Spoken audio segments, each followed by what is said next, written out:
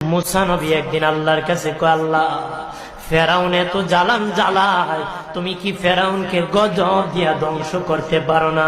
আমার আল্লাহ কয়, মুসা আমি ফেরাউনকে 4টা কারণে গজব দেই না।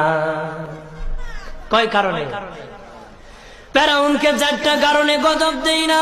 1 নম্বর কারণ হলো, রে মুসা, সারাদিন ফেরাউন বলে আমি খোদা, আর রাত যখন হয়ে যায় জঙ্গলে যায় করলাম আমি জানি তুমি খোদা, আমি খোদা না, কিন্তু আমারে মানুষ খোদা কইলে ভালো লাগে, খোদা কইলে ভালো লাগে। প্রভু, তাই তুমি বিরক্ত হইয়া আমার উপর গজব দিও না। আল্লাহ বলে, মুসা রে, ওই ফেরাউনে রাত্রির দুয়ার কারণে আমি আল্লাহ তার উপর গজব দেই না। 2 নম্বর কারণ হলো, আরে মুসা, তোমার মুখে দাড়ি, ফেরাউনের মুখে দাড়ি, তোমার পরনে জুব্বা,